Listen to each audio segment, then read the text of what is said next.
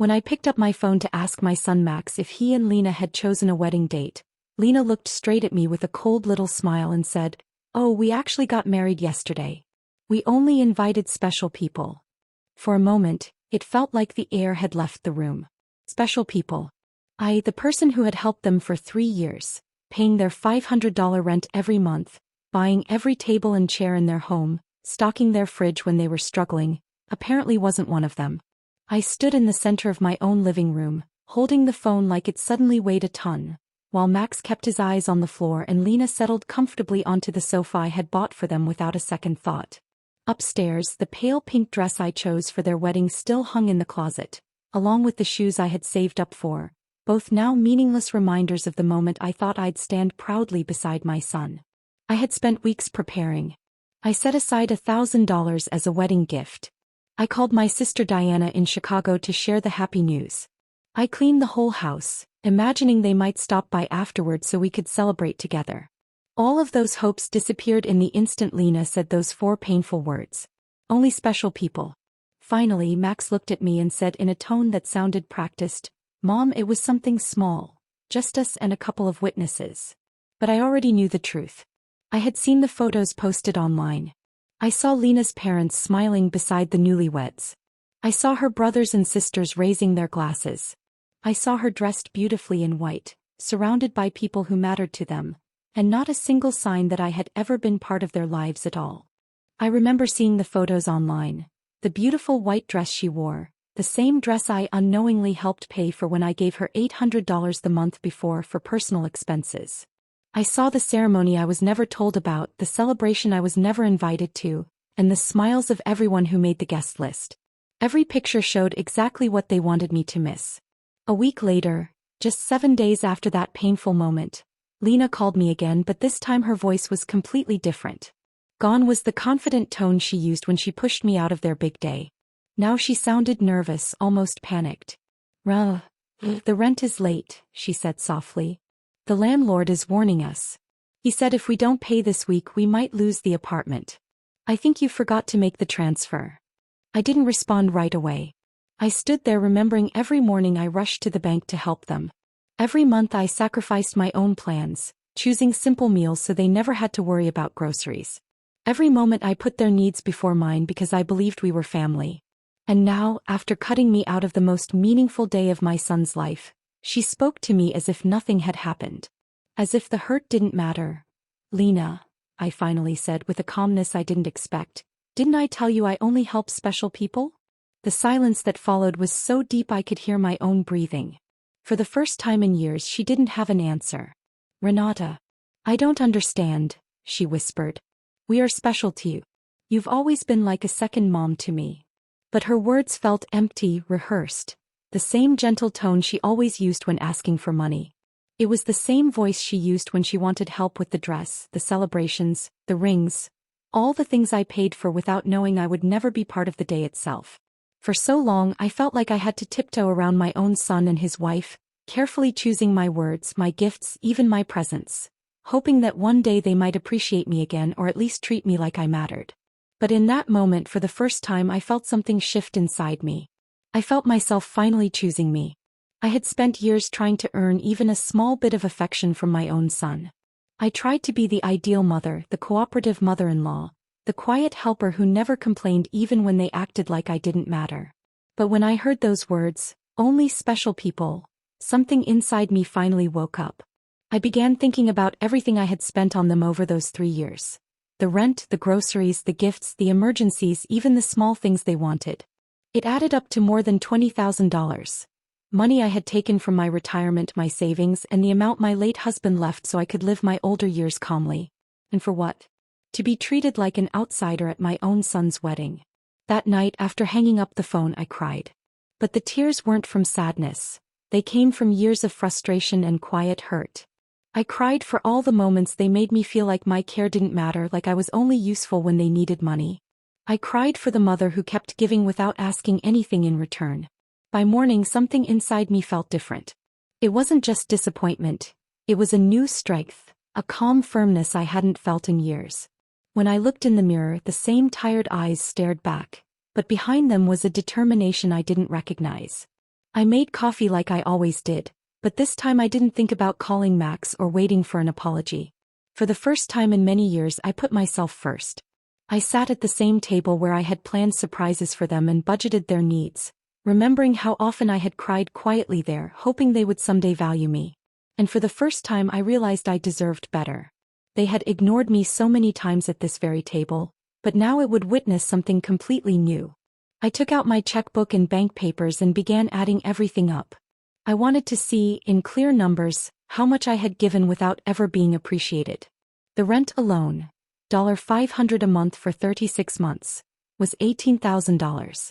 Food and household supplies, about $200 a month for those same years, added another $7,200. All the birthday, holiday, and anniversary presents totaled around $3,000. Lena's health expenses came to $800. The car loan they promised to repay but never did was $2,500. The air conditioner repair was $600. The living room furniture I bought cost $1,200. Altogether, it was $33,400. That was the price of my kindness. Money from my husband's hard-earned savings, my retirement, and the small amount I had saved over a lifetime of honest work. All of it spent to support two grown people who couldn't even show basic respect. My phone rang, and Max's name appeared on the screen. Before, I would have rushed to answer, hoping he finally understood how much he had hurt me. But this time I let it ring until it stopped. A few minutes later Lena called and I ignored that too. Then Max sent a message. "Mom, please answer. We need to talk." I deleted it without hesitation. For once, their urgency wasn't my responsibility. At 2 p.m., I stepped outside for a walk, something I hadn't done freely in months. Usually every outing was for them. Sending money at the bank, buying groceries they wanted, picking up medicine. But today I walked simply because it felt good to breathe.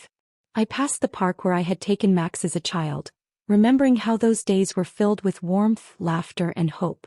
And for the first time in a long while, I felt a quiet strength growing inside me, guiding me back to myself. I walked past the park where I used to bring Max when he was little. I could still picture that sweet child who hugged me tightly and told me I was the best mother in the world. Somewhere along the way, that boy had turned into a man who saw me only as a source of money. It made me wonder when I began confusing love with financial help, and when I convinced myself that buying things could replace real affection. For the first time, I admitted to myself how deeply that mistake had shaped our relationship. When I reached the bank, where I had made countless transfers for them, I paused at the entrance. The branch manager, Mr. Klein, noticed me through the glass and greeted me warmly. He had handled every transfer I ever sent to Max and Lena, watching my balance shrink month after month. I walked straight into his office and said, "Mr. Klein, I need to cancel all the automatic payments I set up." He looked at me genuinely surprised. For 3 years those payments had never stopped.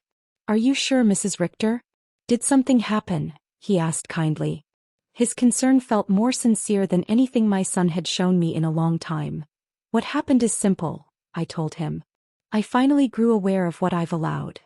I asked him to cancel every transfer and to guide me on securing my accounts so no one else could touch my money again." As he handled the paperwork, my phone rang nonstop. First Max, then Lena, then Max again. It was almost as if they instantly sensed that their easy access to my money was slipping away. I powered the phone off without hesitation. When Mr. Klein finished, he handed me the documents and said softly, "I hope you're not being pressured into this change. I've seen how generous you've been." His words touched me more deeply than I expected. This man, who only knew me through numbers and signatures, cared more about my well-being than the people I had supported for years. "I'm not being pressured," I said quietly. "I'm finally protecting myself." And for the first time in a long while I felt truly in control of my own life. On the contrary, I had finally stopped placing pressure on myself. When I stepped out of the bank, I felt unexpectedly lighter, almost as if I had left years of stress sitting on Mr. Klein's desk. For the first time in a long while, every cent I had was truly mine, not tied to people who treated me like a source of financial help instead of someone deserving of respect. As I walked home, I thought about everything I had given up just to keep Max and Lena comfortable. The trips I never took so I could save money for them, the friends I slowly drifted away from because I was always handling their emergencies, and the hobbies I abandoned because spending even a small amount on myself felt wrong when they needed something. I finally realized how much of my own life I had paused for their comfort. When I reached home, I saw 3 cars parked outside. Max's, Lena's, and another I didn't recognize.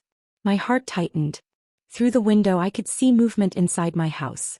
They had keys, of course. I had given them keys out of trust, out of hope that one day they might support me the way I had supported them. I stood at the door, took a long breath, and prepared myself. This was going to be the first real test of my new boundaries. The moment I opened the door, I saw a scene that I will never forget. Max sat on my sofa with his head lowered as if the world was collapsing around him. Lena paced the room in agitation, unable to stay still. And an older man I didn't recognize was sorting through papers on my dining table. My papers, my private documents. Something inside me snapped into alertness. What exactly is happening here? I asked louder than I expected. They all turned toward me with stunned expressions, almost as if I were trespassing in my own home. Lena rushed forward first, her voice filled with the same nervous urgency I had heard on the phone. Renata, thank goodness you're here. We need to talk. This is Mr. Fisher from the law firm we contacted about your situation. My situation? I repeated, the words leaving my mouth before I could filter them. The confusion, the shock, and the anger rising inside me all demanded an answer. I could already sense that whatever came next would reveal just how far they were willing to go. I replied calmly, even though everything inside me was boiling.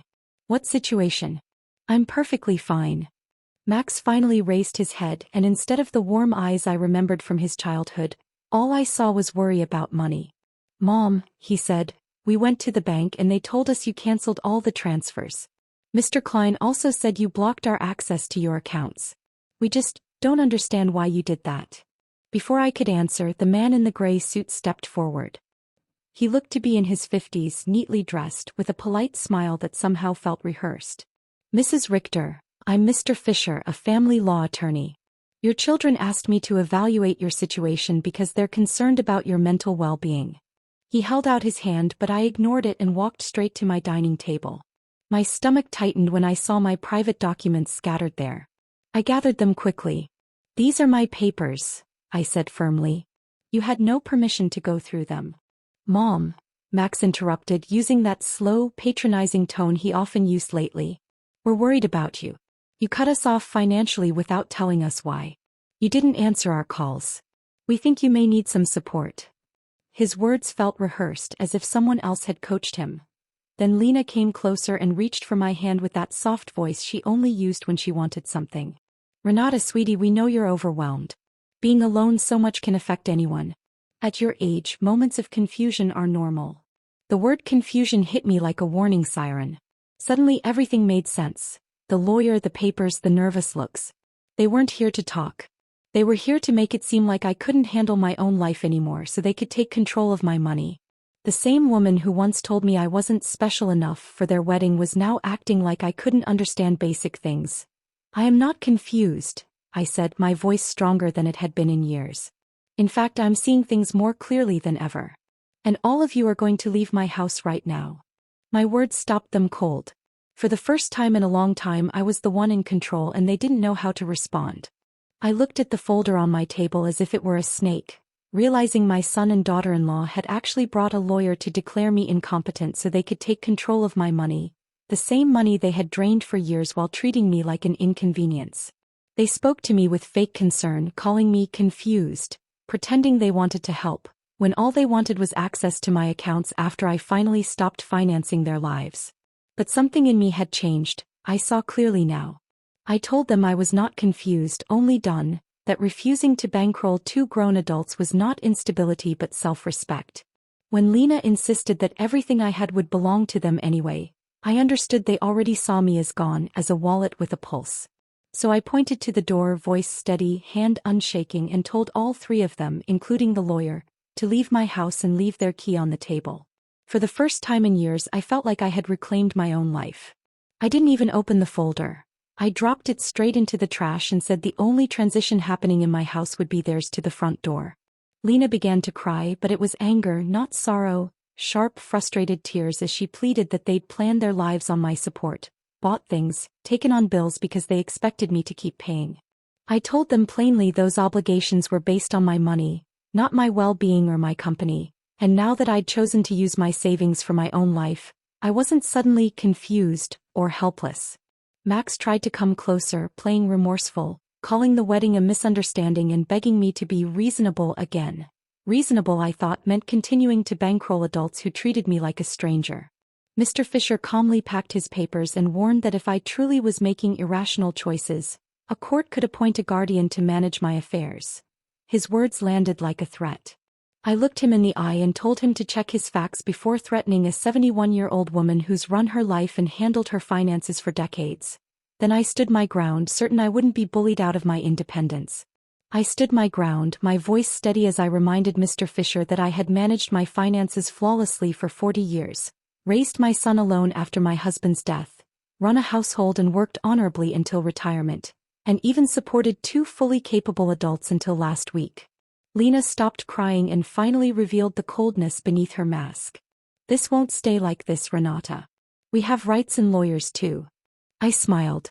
Perfect. Hire all the lawyers you want. With your own money, of course, because mine is no longer available to finance your tantrums. They left the house, wounded, Max warning me I'd end up alone and helpless. I looked around at the quiet living room, feeling the most beautiful silence I'd heard in years. The silence of freedom.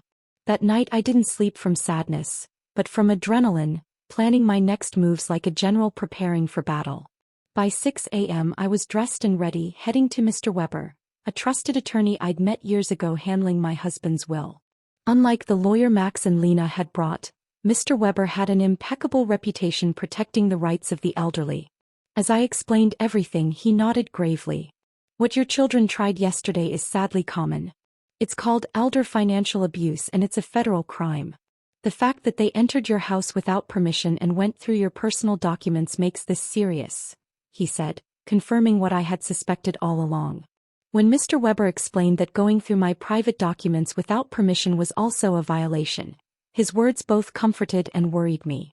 I felt relieved knowing I wasn't imagining things and that their behavior was truly harmful, yet concerned because the situation was far more serious than I had realized.